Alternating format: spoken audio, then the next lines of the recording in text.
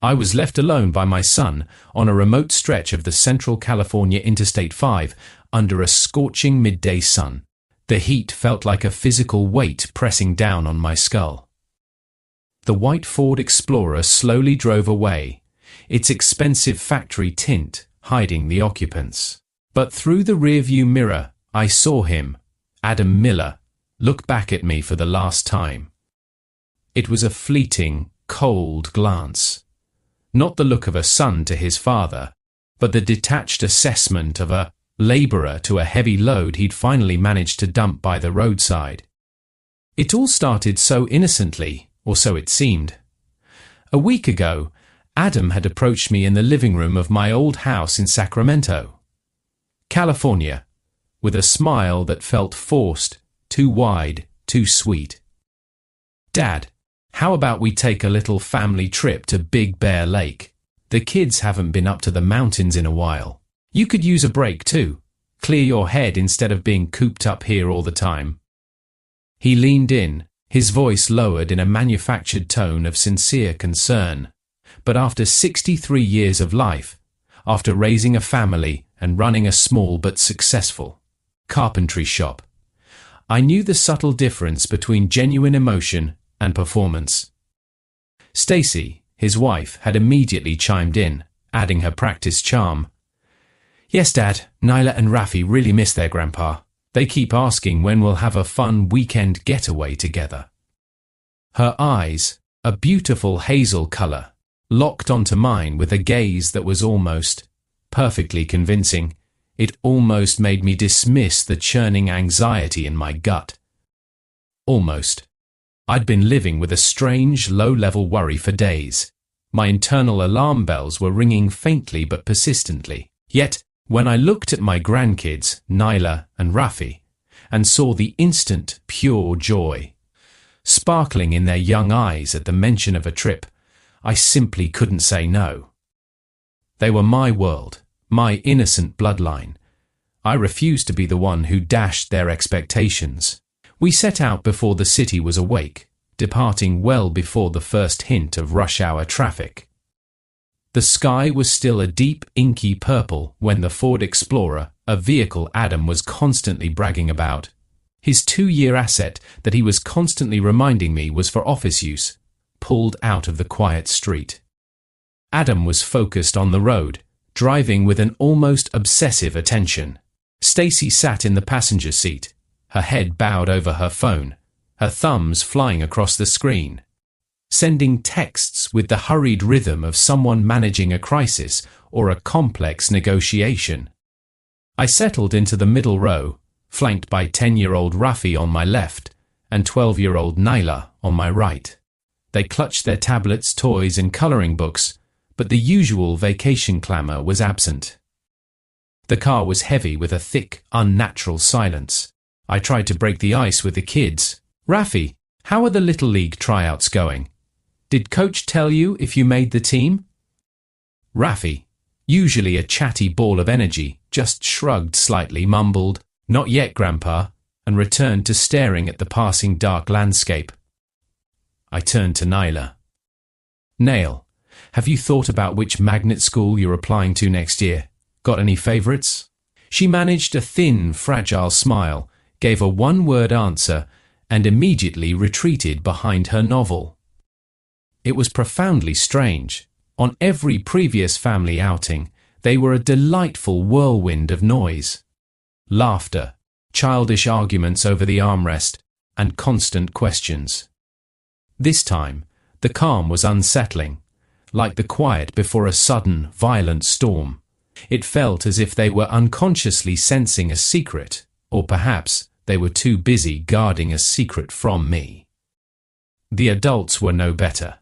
Adam and Stacy were almost mute. No husband-wife banter, no mutual complaints about the traffic, no casual connection. Just the rhythmic hum of the powerful V6 engine and a dusty classic rock station filling the vacuum. Whenever I attempted a neutral topic, asking Adam about his quarterly earnings or Stacy about her book club, they replied with brief, clipped sentences, their voices flat, their eyes betraying a nervous anticipation. They were clearly waiting for something to happen, or more accurately, for the journey to simply end. Around 11:30 a.m., after hours on the road, we took an exit that led us onto a poorly maintained secondary road. I immediately recognized the rugged territory. We were moving far away from the regular tourist routes, deep into the isolated areas bordering the Shasta Trinity National Forest. The asphalt quickly devolved into cracked pavement, then a dirt and gravel county road. Houses vanished. Signs of civilization disappeared. The dense, towering canopy of ponderosa pines began to press in on both sides. A cold knot tightened in my stomach. "Hold on, this isn't the GPS route to Big Bear, is it, Adam?" I questioned, leaning forward and peering out at the increasingly desolate landscape. "I know this country. This road is barely maintained." Stacy quickly jumped in, not even bothering to look back at me. "We're taking a scenic bypass, Dad. It's this new, gorgeous stretch. Adam read about it online. Way less crowded, and the air is so much cleaner," she chirped. Her explanation was too fluid, too immediate, a well-polished script. I didn't press the issue, merely nodding slowly, but I internally committed every unnerving detail to memory. After another 10 minutes of bumpy travel, Adam deliberately slowed the Explorer. We were deep inside a thick patch of woods, the only evidence of human passage being the dusty, red track beneath our wheels. There were no cell towers visible, no mile markers, just silent, watchful trees. The heat outside was already radiating in waves. "Dad, pull over here for a sec. I think I need to check the tires." "Feels like a slow leak," Adam announced, pulling the car onto the soft shoulder. His tone was strangely casual, lacking any genuine urgency or mechanical concern. I opened my door, stepping out into a blast of heat that instantly felt like a convection oven. The sun was at its apex, beating down relentlessly. I started to walk toward the front tire where Adam was crouched, feigning examination. "Don't worry about it, Dad. Just stay out of the sun. It's way too hot. You relax," Adam instructed, his voice muffled, still looking at the wheel, but doing nothing. His hand merely hovered near the hubcap. I stayed put, letting him believe I was simply observing. From the corner of my eye, I watched Stacy exit the passenger side. She rushed to Adam's side, and they began whispering furiously over the hood of the car. Stacy's face was a mask of anxiety and fear, but the instant she realized I had glanced their way, she snapped on that same bright, hollow smile. Adam straightened up, wiping his hands on his jeans, hands that were perfectly clean. He walked toward me. His walk was slow, measured, but every step was heavy with finality. He stopped inches from me, his eyes flickering. "Dad," he said, the word a strained exhale. He lowered his gaze to his shoes. "Look, we're building a life, Stacy and the kids. Our bills are huge. We've sacrificed everything. We need room, our own space." He paused, his chest rising as he pulled in a deep, preparatory breath. "I'm sorry, but this is the only way." The meaning hit me with the force of a physical blow. Yet before I could react, before my mind could form the question, what way, he spun around. He was moving fast now, practically running to the driver's side. The doors slammed shut. The engine roared to life. I stood, paralyzed. My mind hadn't fully caught up, but my body had already received the signal. Betrayal. The car began to move, dust swirling in its wake. Through the back window, I saw the blur of my grandchildren. Ruffy was waving, a confused, small gesture. Nyla was staring blankly. They were still smiling, thinking this was just a break, a quick pause in the journey. They were oblivious to the monstrous act taking place. The white Explorer disappeared around a bend. The sound of the engine was quickly swallowed by the surrounding woods. The red dust cloud settled slowly, leaving behind only the unbearable heat, the oppressive silence, and the tall, unmoving pines. I was alone. On a stretch of road no one travelled, miles from the nearest town. I pulled out my basic flip phone. The screen confirmed it. Emergency calls only. No service. My heart hammered, not from panic, but from a cold, quiet realization of their cruelty. My son, my daughter-in-law, they've discarded me. But then, the paralysis broke. The panic they had so clearly expected never materialized. Instead, a sensation of icy clarity washed over me. I reached for my canvas messenger bag, a worn-out brown bag that had been on my shoulder the entire trip. I unzipped it and pulled out the contents, a meticulously folded map of Central California, with this very stretch of road highlighted in red marker. 2 bottles of cold, factory-sealed Aquafina water, which I had carefully placed in the car's console myself. A fully charged, high-capacity power bank. A thick wad of 20s and 50s, enough cash for emergencies, and, from a hidden internal pocket, I retrieved the small, thick piece of paper. I looked down at the words, written in my firm, deliberate hand. The next step starts now. I folded the paper, slipped it into my back pocket, and closed the bag. They thought I was an easy mark, a senile old man who would be confused, distraught, or incapacitated by the heat. They expected the victim archetype. They were catastrophically wrong. I wasn't the victim they anticipated. I was the chess master who had spent 3 weeks setting the board.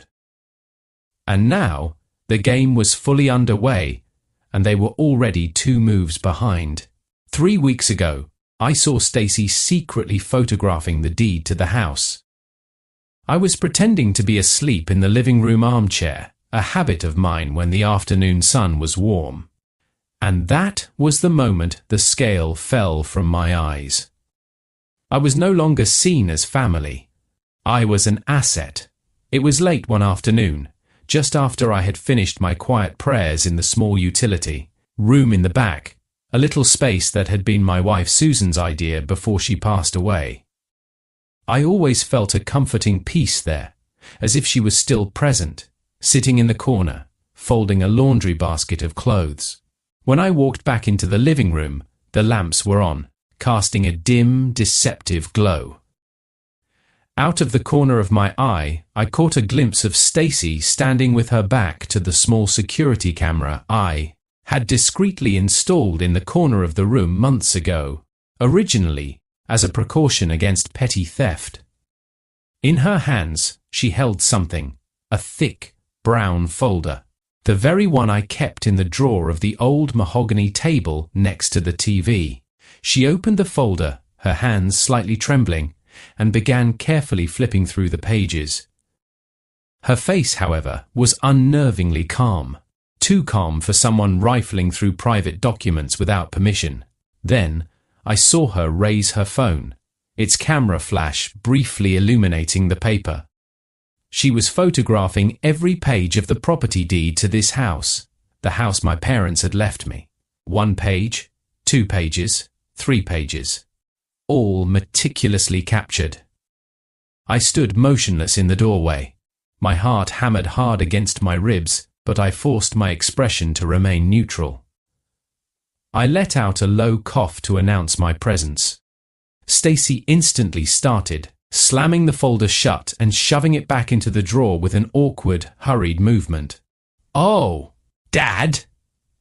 Her voice was a nervous squeak, quickly followed by a strained, manufactured smile. The drawer was loose. I was just straightening up.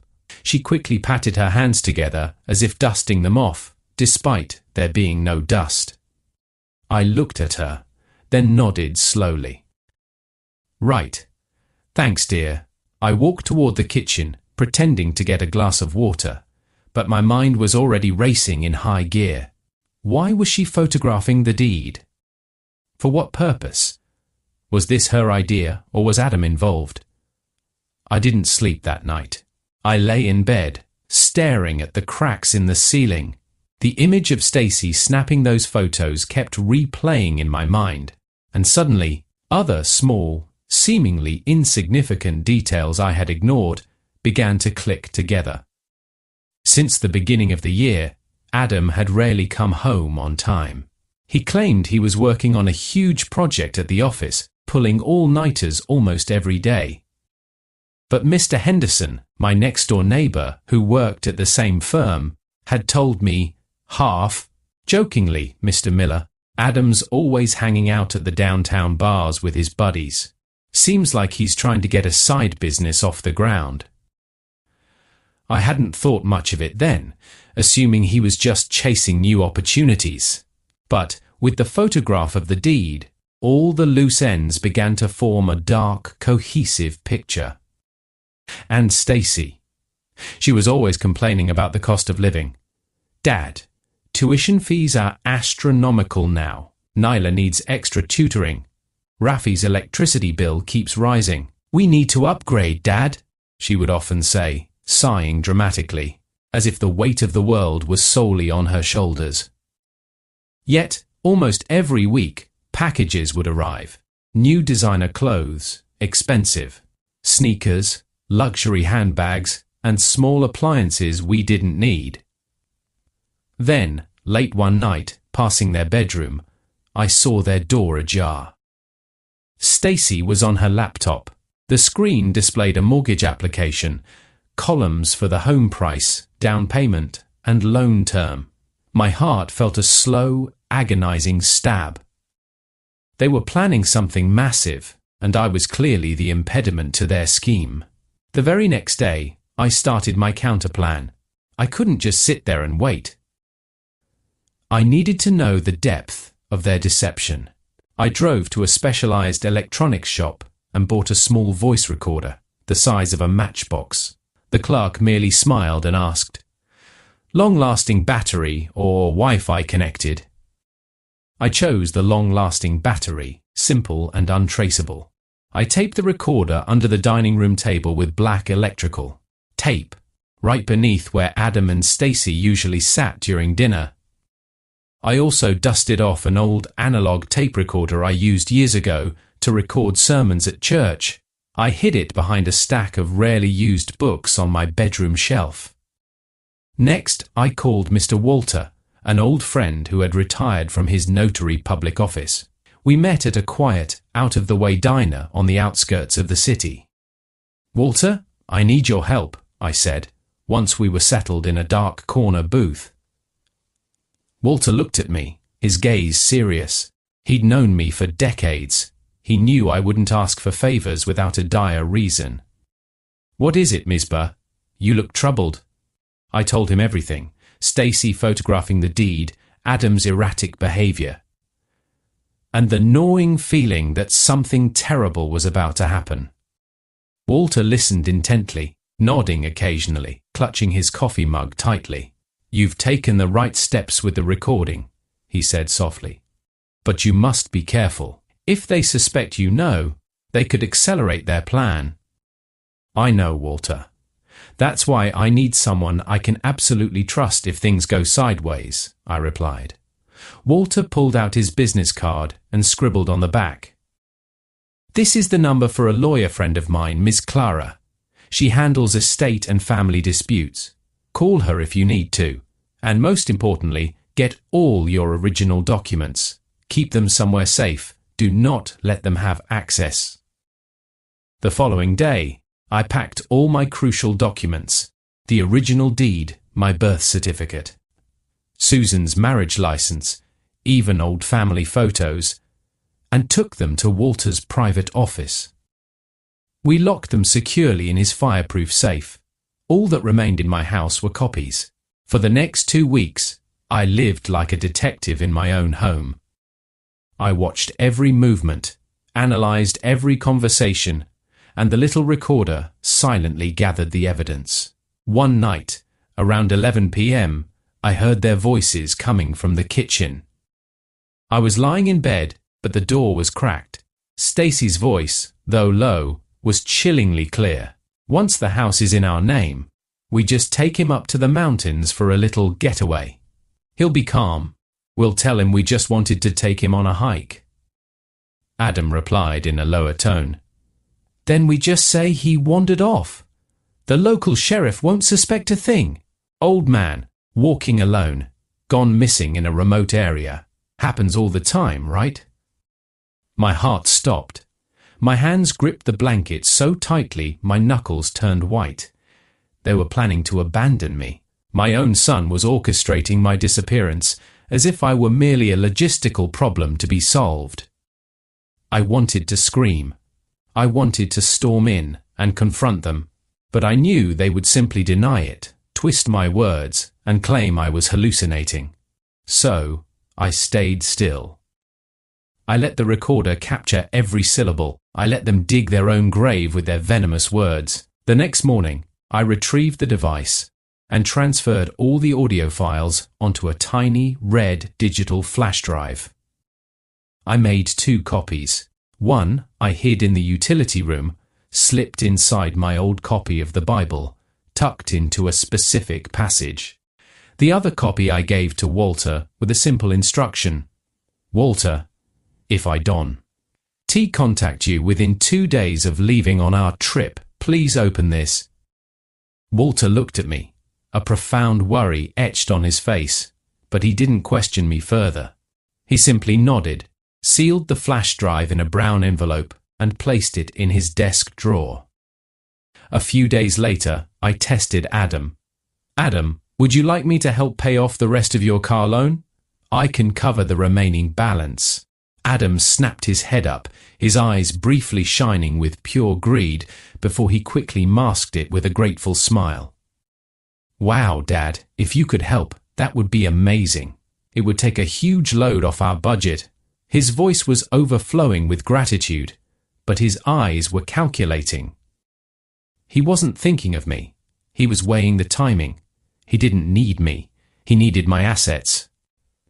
That evening, I began to assemble my final preparations. I pulled out an old journal.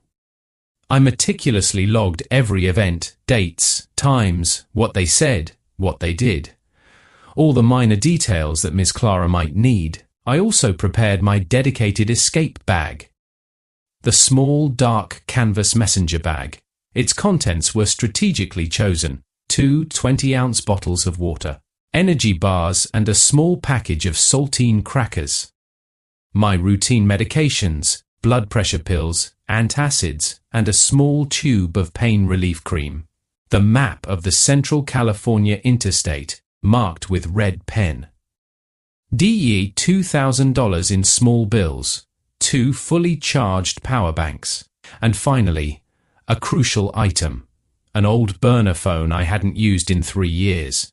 I bought a new prepaid SIM card for it the day before. No one knew this number.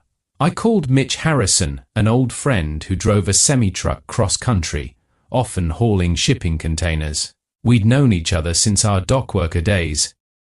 He was reliable and loyal. Mitch, I need a favor, I said over the phone that night. What is it, Raiden? You sound serious. If I send you a location, ping and ask for a pickup, can you come? No questions asked. Mitch was silent for a moment. Are you in trouble? Maybe. I just need a lifeline if things go wrong.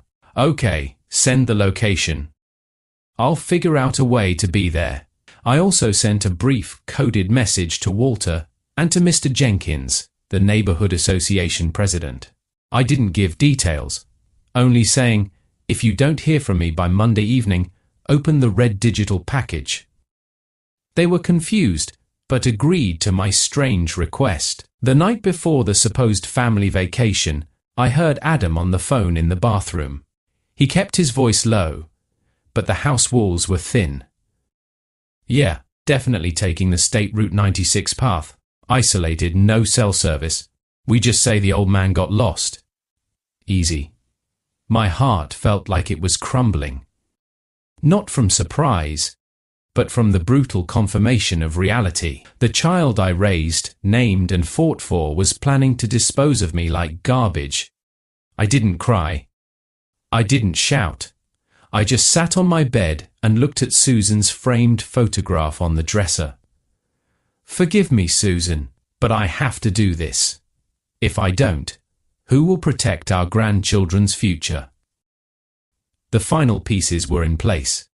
I wrote a short, sharp note, sealed it in a white envelope, and slipped it behind the refrigerator, secured by a plastic flower magnet Susan had bought. Its content was simple. I know your plan. All evidence is secured. If I do not return, you will face the law. They thought they were setting the stage for their own success. They thought they were the sharp ones. They were wrong. From the moment Stacy photographed that deed, I had entered the game, and they were about to discover they were merely pawns in my final play. 2 hours after the white Ford Explorer vanished into the haze of the remote state Route 96, I was sitting at a greasy spoon diner on the edge of the highway, cradling a mug of steaming black coffee. My burner phone, carefully positioned on the table, vibrated incessantly. Dozens of missed calls from Adam, a flood of desperate texts from Stacy. I ignored them all. Let them panic. Let them feel the sharp, bitter taste of the fear they had so meticulously planned for me. The moment their car was safely out of sight, I hadn't moved. I stood for several minutes, allowing the relentless California sun to bake my skin, allowing the oppressive silence to saturate my senses. I needed absolute certainty that they wouldn't double back. When I was sure the distance was great enough, I pulled out my burner phone. The screen flickered, showing one thin, fragile bar of signal. Enough. I typed a rapid text to Mitch Harrison. Mitch. They dropped me at mile marker 83. Need immediate pickup at the old Sierra Vista rest stop, about a mile east. I'm walking that way now. Urgent. The message went through. A moment later, a reply. On my way. I'm about 90 mins out, near Klamath Falls. Hold tight. 90 minutes. I could do that. I was prepared for much worse. I started walking in the direction they had driven, following the broken asphalt road bordered by the endless, silent forest. Every few hundred yards, I paused, taking a small, measured sip from one of the water bottles in my bag. I had to ration. The walk was long. After about 40 minutes, I spotted a dilapidated wooden structure with a rusty tin roof, the aforementioned Sierra Vista rest stop. It was less of a diner and more of a roadside shack.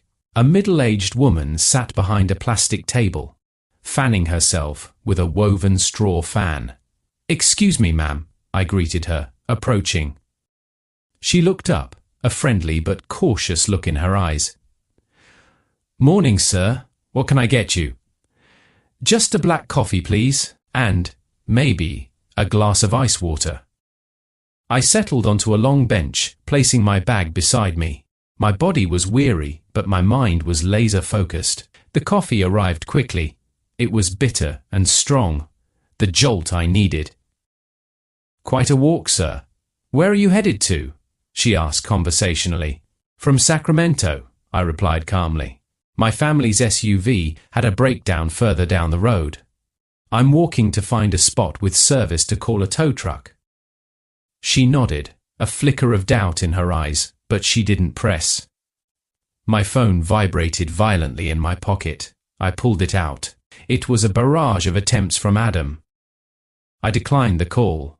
Then came the text from Stacy. "Dad, we've been looking everywhere. Where are you? We're worried sick." I read the text with a blank expression. Worried sick. The two people who left me for dead were now playing the part of distraught relatives. I didn't reply. A moment later, Adam's text came. "Dad, please answer. We reported you missing to the local police. Just tell us where you are." Reported me missing to the police. That was the core of their plan. I typed a single cold response. I'm fine. Do not look for me.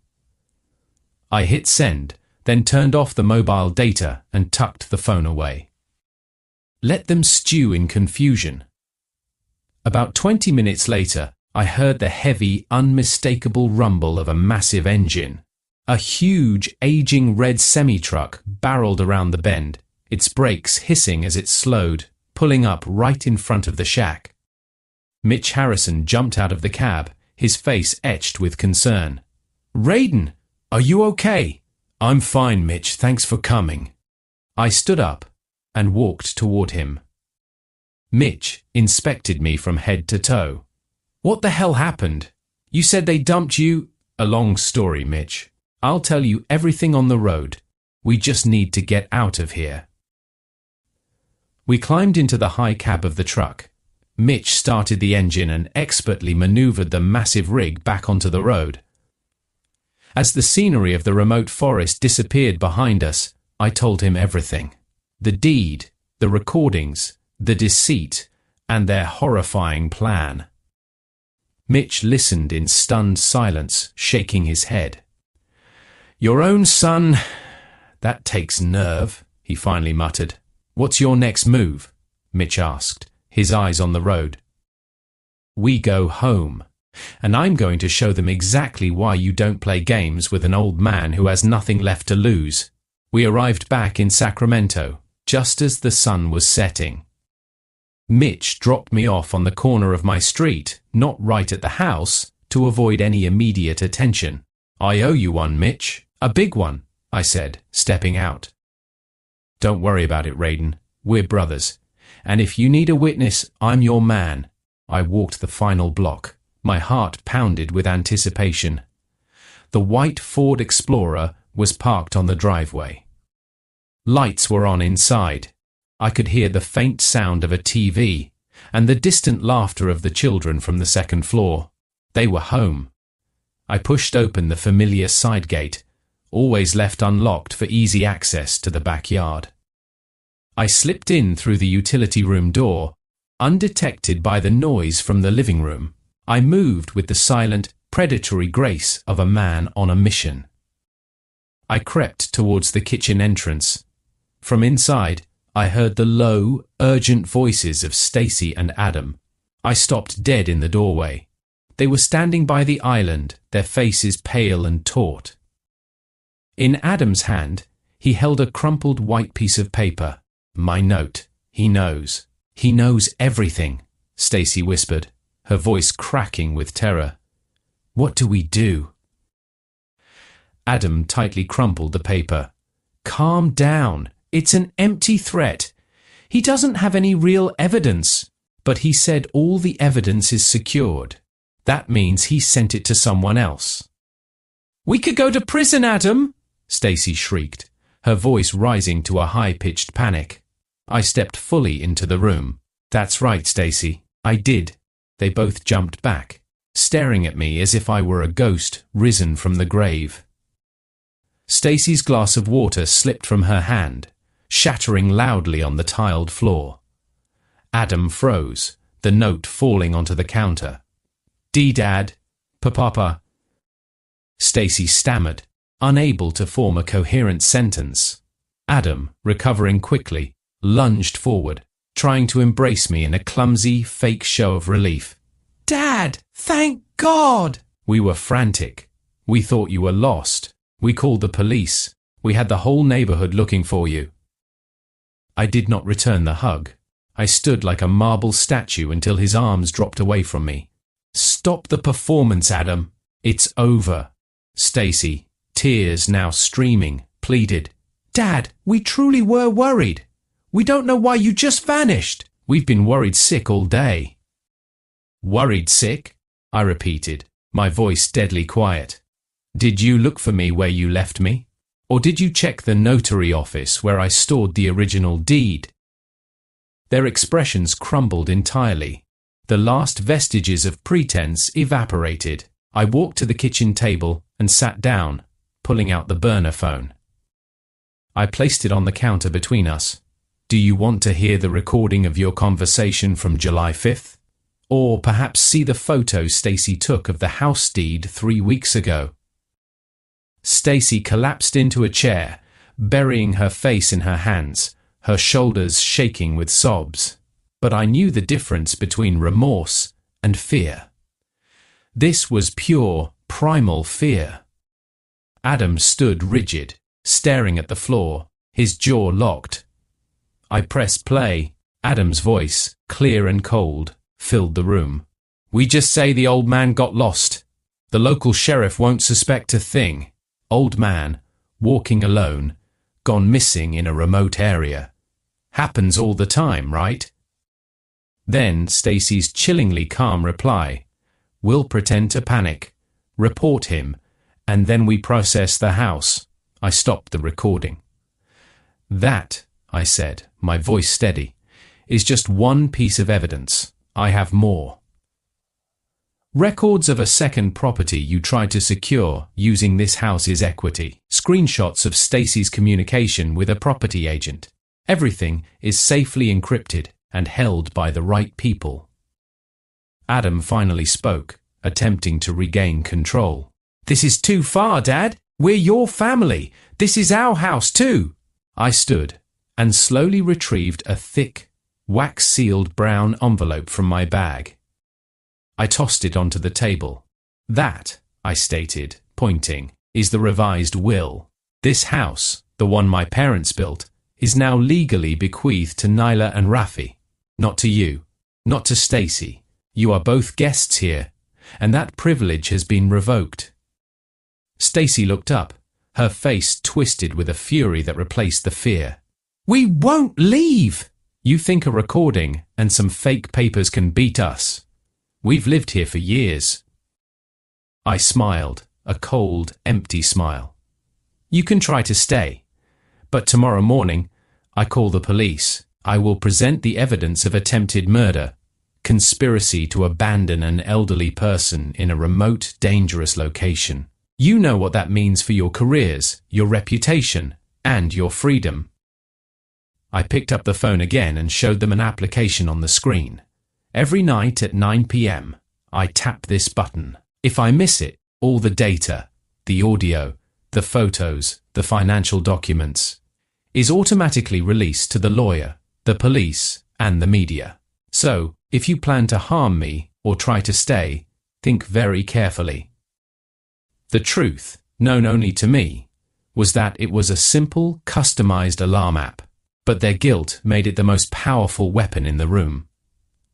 Adam and Stacy exchanged a look of utter defeat. They were cornered. I walked toward the staircase. "You have until tomorrow morning. Pack your things. Leave this house. If you are still here when I wake up, I call the authorities." I ascended the stairs, leaving them sitting amidst the shattered glass and the wreckage of their perfect, cruel plan. The next morning was grey and cold. I woke before dawn, performed my morning prayers, and went to the back utility room. I sat there, meditating on the difficult task ahead.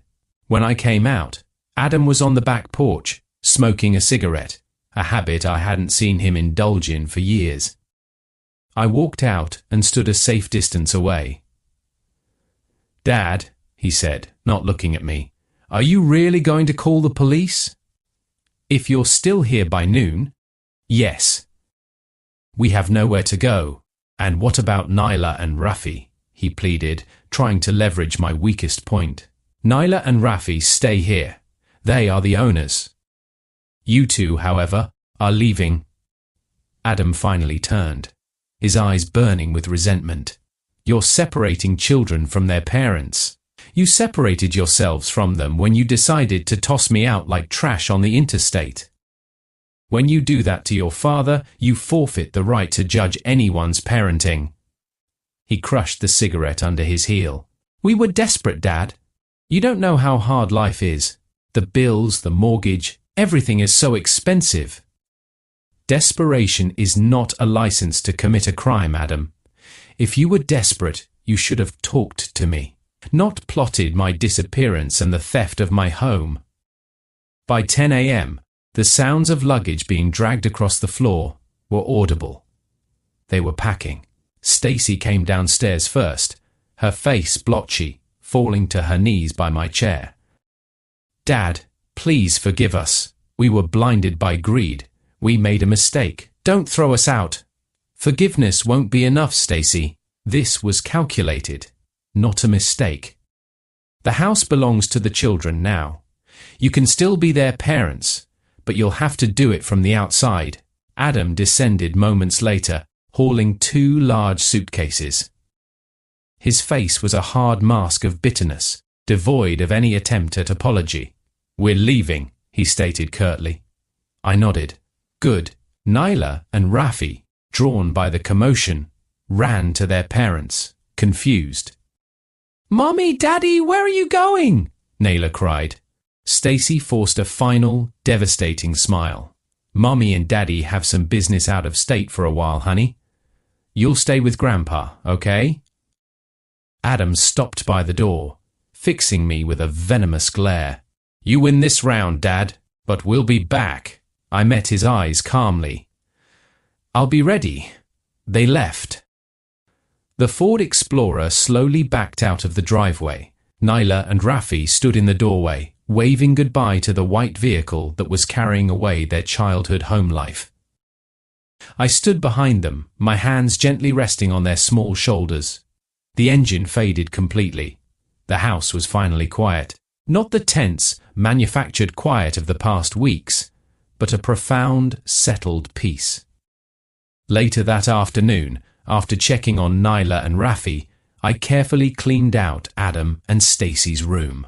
I found the documents they had left behind in their haste, evidence of the 6-month overdue car, payments, the shady contract with the property agent, and receipts for excessive luxury spending.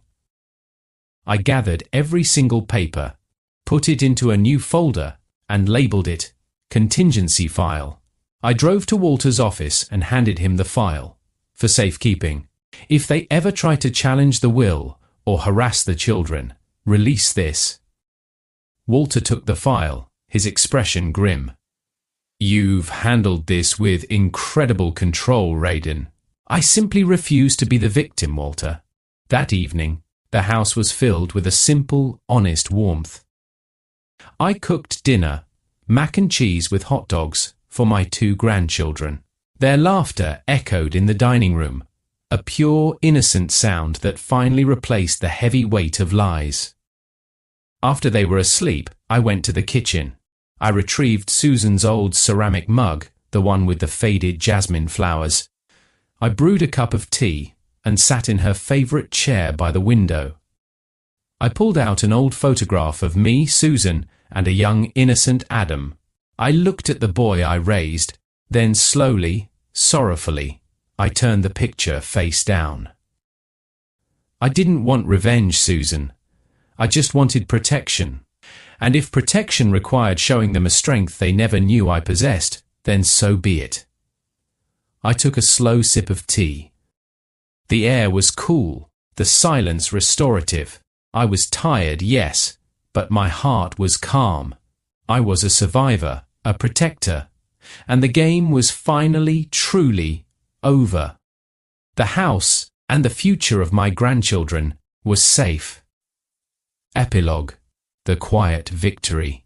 The days following Adam and Stacy's abrupt departure settled into a rhythm of quiet, domestic recovery. The house, once heavy with the tension of deceit and surveillance, breathed a sigh of relief. The silence was no longer a sign of hidden plotting, but a peaceful calm that Raiden Miller had fought fiercely to reclaim. His new life was simple, but demanding. He was no longer just the retired family patriarch. He was the primary guardian to his 2 bewildered grandchildren. He drove Rafi to Little League practice and helped Nyla with her middle school applications. He taught them how to tend to Susan's old rose bush in the backyard and, crucially, he taught them to distinguish between superficial smiles and genuine connection. The first few weeks were peppered with calls and texts from Adam and Stacy, mostly panicked, aggressive messages challenging the will and threatening legal action.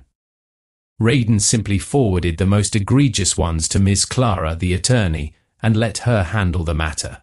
When the lawyer calmly informed them that any attempt to contest the will would immediately trigger the release of the contingency file, the recordings, the photos, and the evidence of their debt, the calls stopped instantly. They had gambled everything and lost. They knew the trap was absolute. Raiden never used the word abandoned when talking to Nyla and Rafi. He explained that their parents needed time to sort out serious problems, and that they had made a choice to protect the children by leaving them in the safest place, their grandmother's house, with their grandpa. He made sure they had regular, monitored video calls with their parents, ensuring the children's bond remained intact, even if the family unit was irrevocably broken. His goal wasn't to punish Adam and Stacy through their children, but to ensure Nyla and Rafi grew up in an environment free from their parents' greed. One evening, nearly a month after the confrontation, Raiden sat on the back porch. The old wooden chair creaked softly beneath him. He was looking at the small private utility room that had been Susan's. He still missed her presence every day, but the emptiness was less consuming now. He pulled out the old photograph, the one of him, Susan, and a young Adam, from his jacket pocket.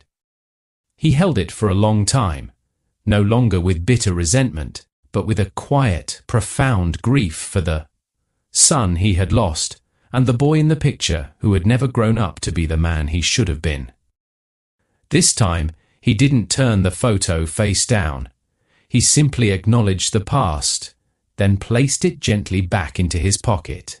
The battle had not been waged with shouts or violence, but with calculated foresight and cold, hard evidence. Raiden Miller had chosen quiet strategy over emotional reaction. He wasn't a victim. He was the architect of his own survival. He had stared down betrayal, and using nothing but his intelligence and the wisdom of his years, secured the future of the only family that mattered.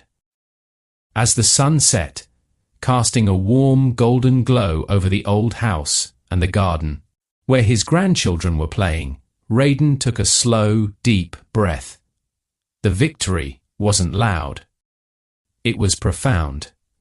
And in the quiet comfort of his reclaimed home, Raiden Miller finally found his peace.